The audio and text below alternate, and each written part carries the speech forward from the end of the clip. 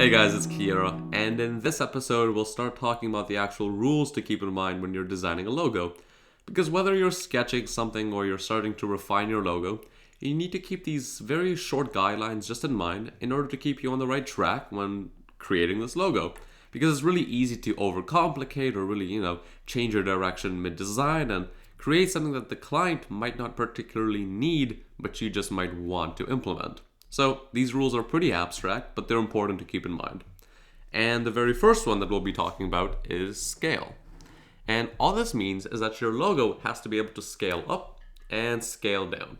And it's a very important concept that a lot of designers actually just miss out on because they design a logo that just looks great in front of their screen, but they fail to kind of picture the future of this logo or the future applications of it because you might design a logo that's on a pretty large screen. It's like 20 centimeters in width, and that's just the minimum it needs.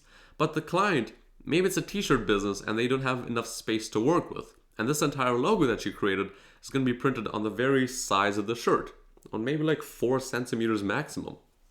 And if you're designing a logo with that much detail, it just wouldn't be able to scale down. It would look like a very blurry rectangle, to be completely honest.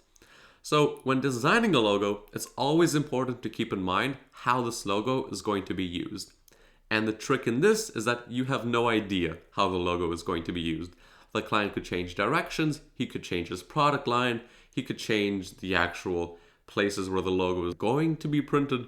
So you have to keep in mind that this logo has to be as responsive as possible. It has to work on a car wrap and it has to work on a very small avatar as a profile picture for his Facebook business. That is the reality.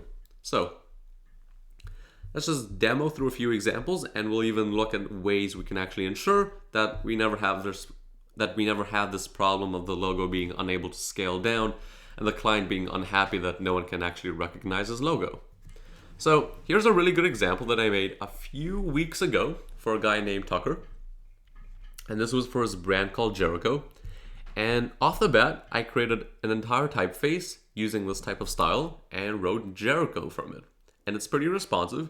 You can see all the letters, it scales pretty well, but for avatars and everything else, because on avatars it's usually a square profile picture, something this long just wouldn't work. Because it would have to be able to scale down even further, you'd have a lot of empty space on the top side and the bottom side, and it would just look like, again, a mess.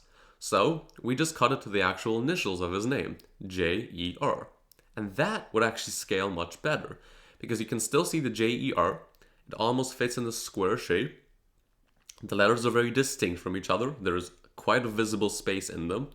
And scaling it down to an avatar size or a Twitch emoticon size, you can still make out what it says. Especially if you look at the original logo and then at a Twitch emoticon, you can see that they are the same thing. And it scales pretty nicely.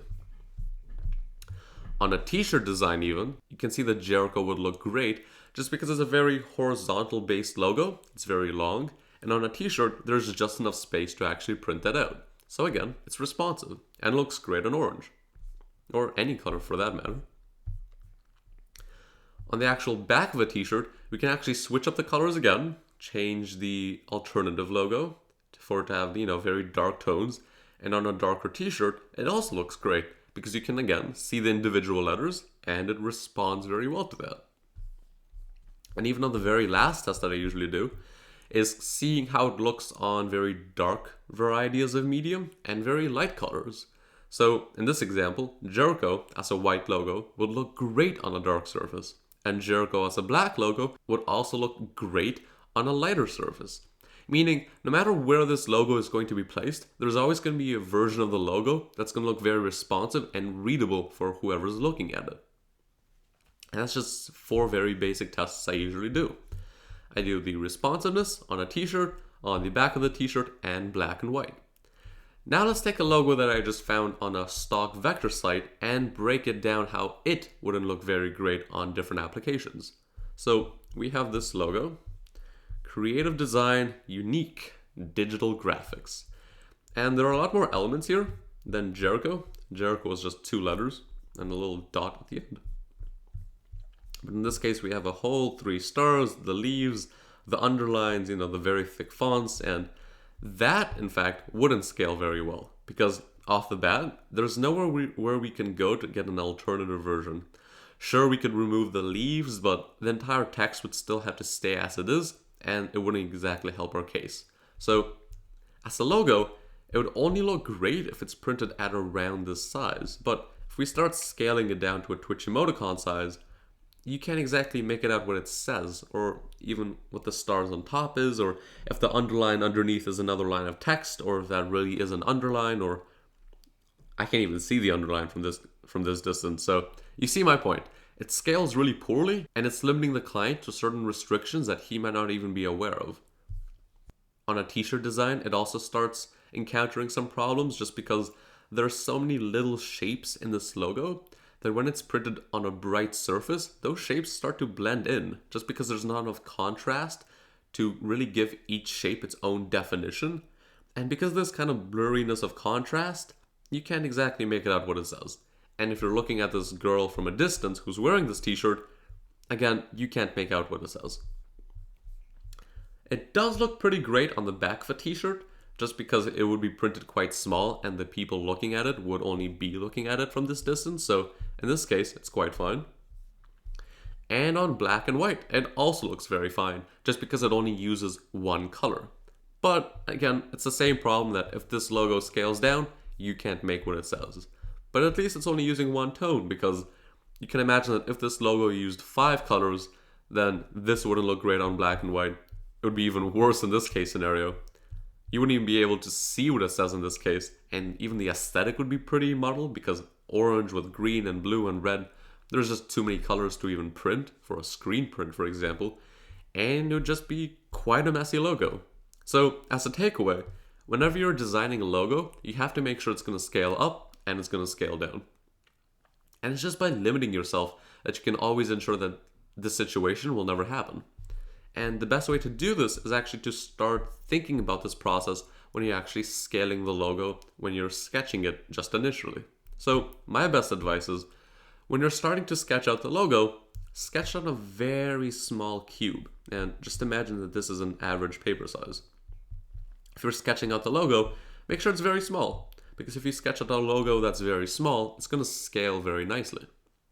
If you can sketch something at a small size, and it already looks good and the shapes look very distinct, of course it's going to scale very well, because you're drawing the logo off the bat, which is already going to be messy, and scaling it up after you actually vector it is going to look very clean and very precise. But if you actually draw the shape on the full-size paper, sketching it out, then you start running into this problem where you might start adding detail where detail isn't necessary, and when you take the logo and you scale it down, that detail wouldn't be conveyed very well. And let's actually look at some great logos that utilize this principle of being able to scale up and scale down. And these logos were taken off Aaron Draplin's Flickr. So here we have a Sentry. It's printed on a very nice canvas, but even if you scale out, the logo still retains its size. Mainly because it only uses 2 colors, and even the shapes, they're so bold, like there's no necessary detail here. The Sentry is very large, it doesn't use any subtext. The star is very prominent, and even the line that's going through the actual square, it's not a very thin line. It's a pretty bold line, and you can make it out even from a large distance. The same could be said for this logo, just because it, again, only uses one color, and the lines that make up the logo are very bold. There are no fine details.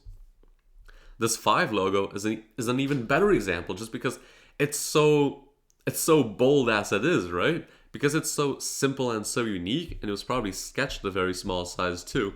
No matter how much you scale out, that form and that shape still exists because that composition is really nice. Same could be said for this bear. Again, it only uses 2 colors. It's printed in this very hexagon-y shape that's going to give it form when it's scaled down. And again, even look at the nose and the eyes. They're very basic triangles. There is no dots to indicate any nostrils or any ovals to indicate the eyelids. It's just very basic shapes. And these basic shapes are always going to scale very well. This national is also really good. Even though the sterling part might not be very visible, the actual form is still going to hold up. This airport logo, even better, just because you can see that there's a lot of space in between these 4 colors, right? I mean, it's not very thin. It's like 50% of the logo is just this emptiness. And this emptiness, if you scale it down, it's going to look great again. Because each shape almost has its own distinct form, and it's not being confused with anything else. So that composition of being very separated from each other is a very good aesthetic to have if you're going to be scaling the logo up or down. This is also a very great example. The stars might be a bit too much, but in this case the form would still hold up. And even this logo is like one of my favorites. Just look how bold it is already, and if you scale it up or down, that shape is still going to be clear, just because it's using such simple geometric shapes of circles and rectangles that there's no unnecessary detail being used here. And on the topic of unnecessary detail, just look how great this is. Kissed. It's in the shape already, there's no unneeded text, and it says everything that it needs to say, right? Because if you start adding in the wrinkles here and you start adding some depth shadows and some highlights, this logo wouldn't be able to hold up. But because this logo uses such bold letter types, such a large font, and such a significant shape that's very recognizable, this logo is going to be able to stand up on small pins and on the side of a car wrap. So keep this rule in mind when you're sketching out logos. Just because it's going to limit you in detail and restriction, but it's going to pay off in the end. Just because this logo is going to be so flexible that the client can use it anywhere and his customers and audience can always recognize it. So I'll see you in the next lesson.